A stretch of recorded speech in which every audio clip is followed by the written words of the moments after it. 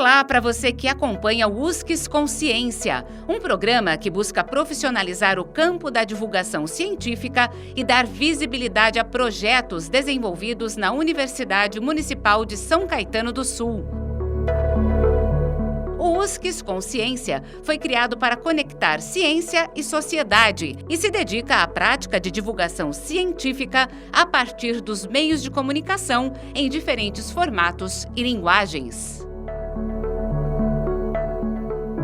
Eu sou Arquimedes Pessoa, jornalista e professor. E no programa de hoje você conhecerá um pouco mais do trabalho O Marketing Interno atuando na transmissão de informações de interesse público. Conosco, a sua autora, a mestre em inovação na comunicação de interesse público pela USCS, Mirela Cristina da Silva Marques. O seu orientador nessa pesquisa foi o professor Dr. Silvio Augusto Minciotti. A Mirela possui graduação em comunicação social, jornalismo pela Universidade de São Judas Tadeu, especialização em administração e marketing também na São Judas e atualmente ela é gerente de comunicação e relacionamento da Nissin Foods do Brasil Limitada. Mirela, muito obrigado pelo seu tempo. Começando por aí, então.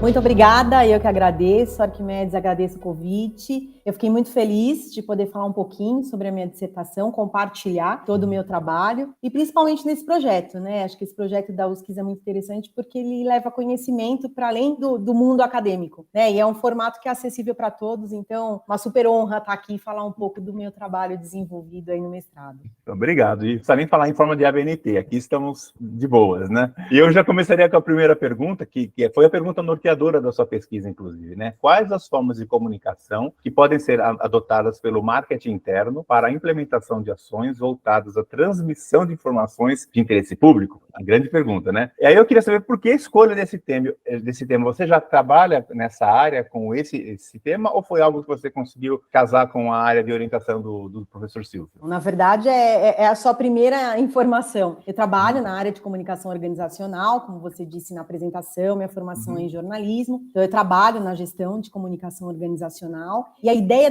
da minha dissertação era olhar essa minha experiência profissional e trazer a minha experiência profissional para complementar o meu trabalho de dissertação. Então, a minha experiência profissional pôde trazer, na área de comunicação organizacional, o marketing interno é muito importante no meu trabalho. Então, todo esse meu conhecimento de marketing interno no trabalho, no dia a dia, pôde ajudar muito no desenvolvimento da minha dissertação. Então, a ideia era essa, aproximar o conceito do marketing interno com a comunicação de interesse público. E também tinha a questão que a minha experiência profissional na comunicação organizacional me ajudou muito. Eu trabalho muito com marketing interno, então eu conseguia enxergar o meu público, né? Quando eu falo de marketing interno, o meu público que é o colaborador de uma organização, também no viés cidadão, independente da relação que ele tem empresa e colaborador, ele é uma pessoa física, ele é um cidadão. Então, esses dois pontos aí, trazidos da minha experiência profissional, me ajudaram muito no desenvolvimento da dissertação. Bom, nós somos profissionais de comunicação e a gente sabe que a área de marketing interno ela é muito mais afeita para o pessoal de relações públicas do que jornalismo, né? Até temos, né, outros profissionais dessa área, mas normalmente é um RP que está no comando disso. E também, para a gente não ficar falando em jargão, né? Se você puder explicar o que é o marketing interno e dar algum exemplo, por exemplo, talvez na sua própria empresa, como é que você usa? Lógico. Então, o marketing interno, primeiro a gente precisa falar rapidamente do marketing, né?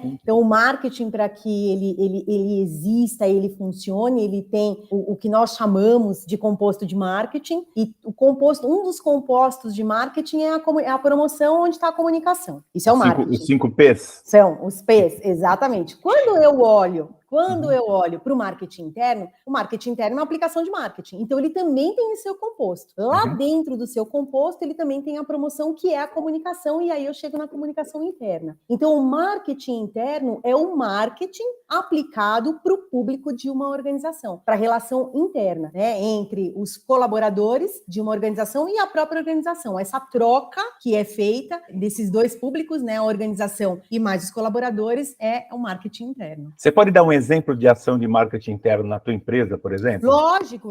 Posso falar agora numa ação que nós estamos desenvolvendo agora. Uma campanha, por exemplo, de saúde para os colaboradores. Essa é uma ação de marketing interno. Então, eu consigo comunicar para esse colaborador, e aí eu acabo envolvendo já o tema da minha dissertação, que é um assunto de interesse público. Quando eu falo de uma campanha de saúde para o colaborador, eu estou preocupada também nele como cidadão, porque ele vai levar todas essas informações para o meio onde ele vive, e com isso a gente vai fomentar a prática da cidadania, né? Mas esse, por exemplo, pode ser um exemplo. Uma campanha interna que você faça é um marketing interno, uma campanha que você faça direcionada ao seu colaborador. Ou a divulgação, por exemplo, para o seu colaborador, da missão, da visão, da organização, ou as trocas que existem dentro dos próprios departamentos, também saindo da companhia, da organização para os colaboradores. Isso é um marketing interno. Bom, uma das etapas da tua pesquisa consistiu em entrevistas semi-estruturadas para entender primeiro a questão da perspectiva dos profissionais de comunicação e marketing sobre a utilização de marketing interno na transmissão de informação de interesse público, né? Eu queria saber quem são e como é que você chegou nesses profissionais. Foi difícil, hein, Arquimedes? Imagina. O que aconteceu com o meu mestrado? Eu peguei a pandemia no meio do caminho. Tá. Eu tive 2 aulas,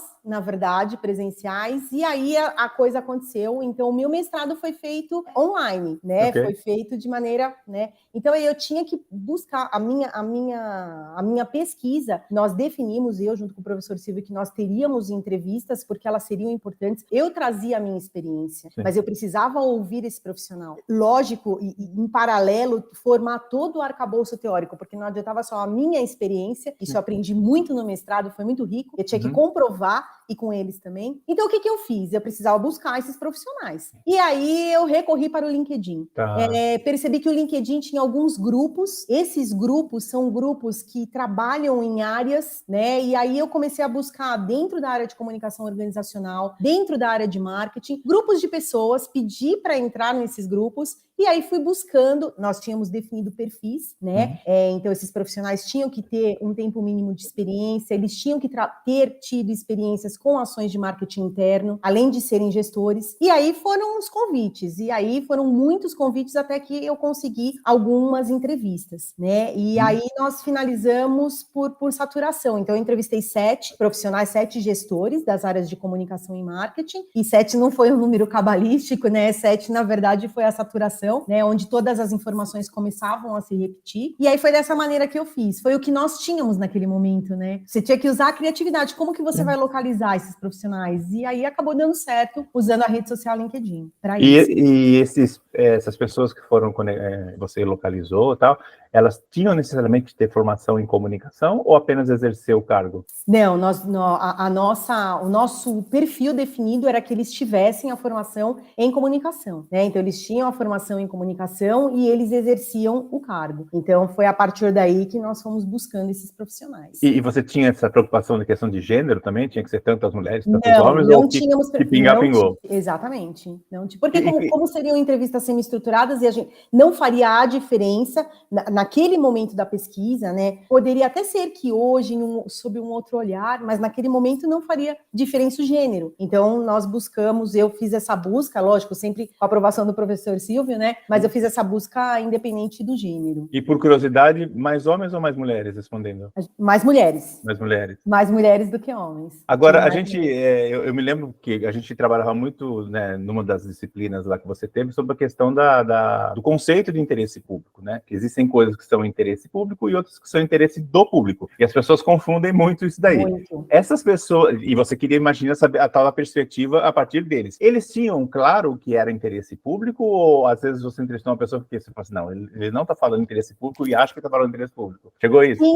Eles tinham todos. E eu vou te falar por que eu cheguei a uma conclusão, e eu até compartilhei com o professor Silvio, nós estávamos vivendo o momento das informações de interesse público. O que aconteceu naquele momento? A comunicação organizacional, ela assumiu um papel de destaque dentro das organizações, porque ela tinha que comunicar a Covid para os colaboradores. Então, os gestores dessa área, eles estavam extremamente envolvidos nos assuntos de interesse público. Então, foi uma feliz coincidência neste sentido, porque para todos os profissionais, com todos com quem eu conversei, era muito claro, não, realmente, o que era, para que servia, e neste momento também que eles estavam vivendo, Arquimedes, é interessante o olhar deles assim, não, realmente a organização está pensando no colaborador neste momento, transmitindo essas informações de protocolos de saúde, evitando a Covid, pensando nele como cidadão, pensando que ele vai levar isso para casa, e porque agora está todo mundo junto nesse grande problema, né, que estamos vivendo. Então, todos tinham sim essa informação, essa noção. Pode ser, Arquimedes, que se isso acontecesse hoje, as entrevistas, né, o tempo mudou, nós estamos num momento diferente. Talvez um ou outro poderia não ter, se eu entrevistasse outros, né, não ter essa noção. Mas naquele momento todos tinham muito, muito próxima a noção do interesse público, dos assuntos de interesse público. Deixa eu fazer uma pergunta que é meio saia justa, assim. Vai lá. Não, é verdade, porque quem é de fora, eu tive aula com o professor Wilson Bueno, e ele era muito contra essa nomenclatura que você dá de colaborador. Ele falou assim que colaborador é quem colabora. Na verdade, as pessoas vendem mão de obra e têm interesse em ganhar dinheiro, e a empresa tem dinheiro em explorar o empregado para que faça um bom trabalho. E aí eu fico pensando também assim, às vezes a resposta era sincera. Por exemplo, nós temos interesse em passar comunicação de interesse público para os nossos colaboradores, para os que têm qualidade de vida e blá, blá, blá, blá, blá. Ou gostaríamos que eles não adoecessem, logo não tivessem queda na produtividade, logo não tivessem menos lucro. Existe esse maniqueísmo, assim, do bem e do mal? Assim, a empresa quer explorar e o empregado não quer ser explorado, ou já estamos num consenso? Assim, na verdade, eu fui muito questionada com relação a isso, tá, Arquimedes? Muito interessante sua pergunta, porque eu fui bastante questionada e eu lutei muito, inclusive buscando na literatura, porque, assim, não adiantava eu ter feito as entrevistas, não adiantava a minha experiência. É óbvio que 100% não existe. Eu vou falar para você que, sim, sem dúvida, existem organizações que, lógico, se preocupam, por exemplo, te dei o exemplo da campanha de saúde, né? Se preocupam com uma campanha de saúde porque não querem que o colaborador adoeça, que ele falte, que pare a produção. Óbvio, é fato. Existem. Mas hoje nós já temos organizações, principalmente quando a gente vê as organizações também com essa cobrança muito focada em sustentabilidade, ESG, então que não é só o marketing verde, mas é por existir mesmo. A empresa hoje consegue enxergar o colaborador dela para além daquele funcionário, né? Que é aquele que colabora, ele é um cidadão, ele colabora, ele recebe para isso, mas ele colabora para que essa empresa consiga produzir sustentavelmente o que ela tem que produzir, entendeu? Então, sim, eu vi verdade. E aí, dentro da literatura, eu busquei muito isso, eu procurei muito porque eu fui questionada. Não existe, não, isso não existe, isso é para inglês ver. E mesmo na literatura eu consegui encontrar alguns autores que trouxeram isso para mim, que mostraram que realmente a empresa, ela consegue compreender, ela existe além só da esfera econômica, sabe? Além só da questão de lucro, mas ela também existe pensando na parte social, no bem-estar dos colaboradores, né? E dos cidadãos da comunidade, de todo mundo que se relaciona. Então, sim, hoje já é possível, respondendo, sim, hoje já é possível ver sinceridade em algumas organizações de buscar um colaborador que esteja muito próximo dela, no sentido de enxergá-lo até como um cidadão, como um colaborativo, sabe? Sim. Ele é colaborativo, ele presta um serviço, ele colabora, né? Bom, a partir das informações que você teve nas suas entrevistas, você criou um framework para uma segunda etapa da pesquisa, né? Essa palavra framework é muito minciotiana, assim, né? Eu aprendi com ele, né? Então, traduz em miúdo para quem está assistindo ou ouvindo a gente, o que é esse framework? O que é o framework? Então, como você disse, foram 2 etapas. A primeira etapa, as entrevistas. Primeiro, lógico, eu tinha que ter um arcabouço teórico muito parrudo, porque a minha experiência era corporativa, então eu tive que aprender. Imagina, você é jornalista, uma coisa é a gente conferir, aprovar releases, notas, é o meu dia a dia, e eu trabalho com isso. Outra é a escrita científica. Então, além da literatura, eu tive que aprender, né? Então, foi um super desafio. E aí, eu tinha que entregar um produto. Nosso mestrado exige, nosso programa. A minha área de concentração era a gestão. Então, o meu produto eu já tinha na cabeça. cabeça para gestor. Conversando com o professor Silvio, ele trouxe essa possibilidade que na hora eu comprei. Falei, poxa, é isso. Por quê? Porque para mim, no meu dia a dia da gestão, lá da comunicação organizacional, o framework existe. Então era fácil. Foi isso que eu pensei. Eu comprei rápido porque, assim, para mim é ok. Eu conheço, eu sei o que é. E o que é? Ele nada mais é do que um roteiro. Nós poderíamos ter definido como roteiro. É um passo a passo. Todos os steps que devem ser seguidos para você atingir algum objetivo.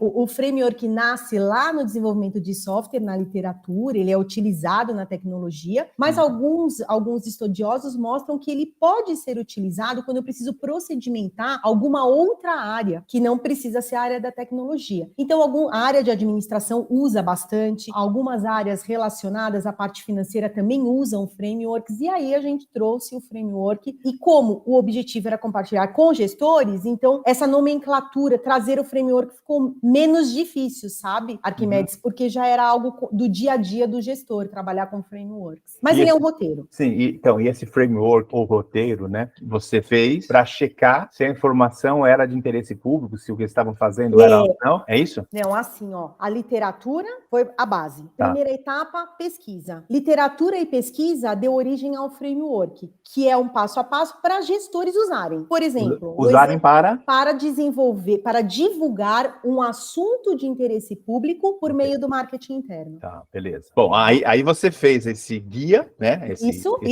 mesmo. E você submeteu ao tal do júri de especialista. Exatamente. Quem é esse júri de especialista? Júri, então, o júri de especialistas, ele é uma metodologia de pesquisa, né, utilizada para você validar um objeto. O nosso objeto era o framework. Então, eu precisava de pessoas que formassem esse júri, que tivessem conhecimento técnico suficiente para validar esse objeto, esse roteiro que iria guiar outros gestores para divulgar assuntos de interesse público por meio do marketing interno. E aí, o que nós fizemos? Os entrevistados, os 7 entrevistados, eles tinham um entendimento suficiente para também formarem o júri de especialistas. A gente conseguiu analisar, né, tanto toda a entrevista como formação acadêmica, experiência, e aí nós percebemos que eles, sim, poderiam também fazer parte aí do júri de especialistas. E aí foi o que aconteceu. Então, eles participaram das entrevistas, né, depois que ficou pronto o framework, eles validaram para nós o framework, falando sim ou não, né, tinham várias perguntas, lógico, não. O framework teve melhorias, né, por conta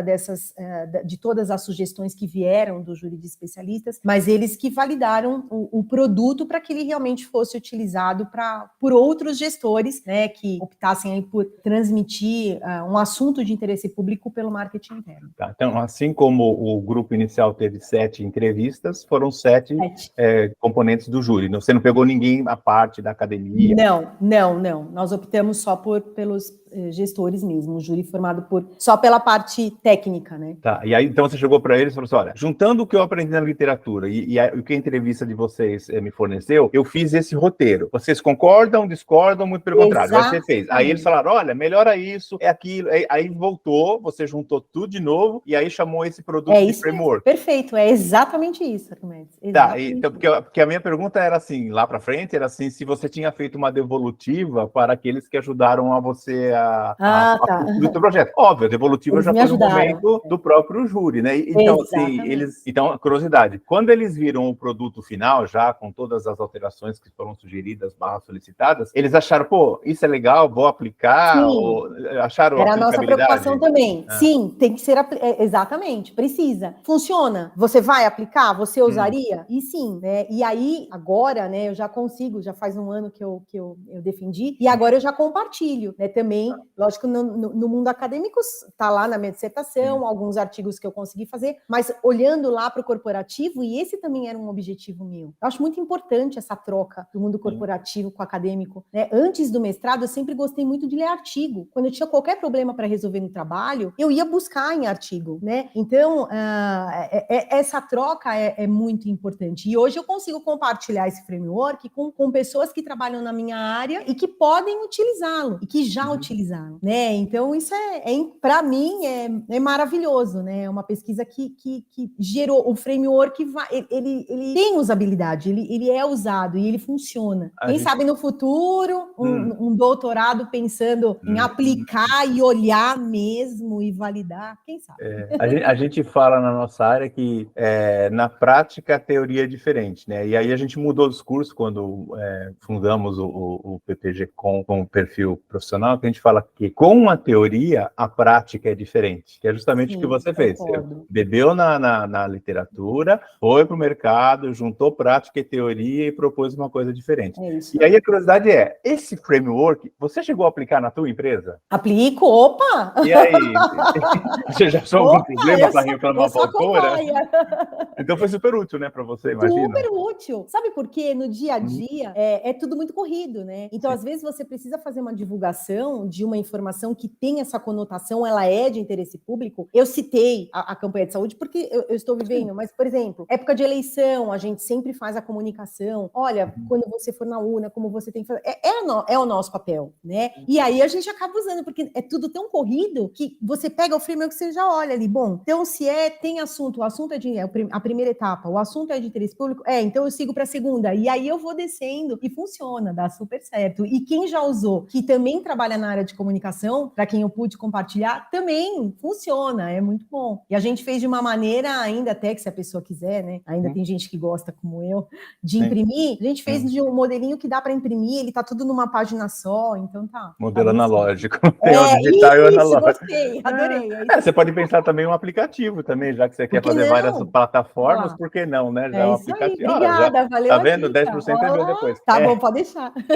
Agora, eu pergunto assim, como é que você acha que a tua pesquisa colaborou para o campo do conhecimento e da comunicação? Trazendo o marketing, acho que o principal, e aí eu lembro até da professora Regina falar isso, acho que num dos últimos seminários que eu participei, ela falou, nossa, eu nunca ia imaginar que alguém, né, ia conseguir, não que alguém ia conseguir, mas que a gente conseguisse levar a comunicação de interesse público, aproximar os dois conceitos, marketing interno, como você mesmo disse, né, normalmente até quem trabalha com a área de comunicação organizacional é relações públicas, eu sou jornalista, uma outra vertente, e aí eu sou a minha especialização é em marketing, e aí eu consegui naquele, né, então isso para mim é importante. E quando eu olho hoje a minha dissertação, eu acho que eu tenho ainda muito que contribuir com artigos, mostrando essa aproximação da comunicação de interesse público com o marketing interno, né? Falando que assim, o marketing interno, a comunicação de interesse público poder um servir para o outro. Então, para mim, a grande contribuição foi essa. E também, Arquimedes, uma outra contribuição, e olhando a minha dissertação hoje também, pretendo pensar em algo, é a questão dos conceitos de comunicação pública e comunicação de interesse público. Para mim, foi a primeira coisa que eu fui estudar quando eu comecei o programa. Mas por quê? Mas uma coisa é igual a outra? Não é. Da onde começou? Sabe? E é história isso, é super interessante, né, Arquimedes? Sim. Então, isso também acho que acaba tendo uma boa contribuição, porque eu fiz uma parte bem focada na minha dissertação falando desses conceitos dos autores. Porque ele é muito... Como ele é um conceito em construção, e você acha, às vezes, coisas antagônicas, né? O que o Jorge Duarte fala, às vezes não bate com o Zamor, né? Até, assim,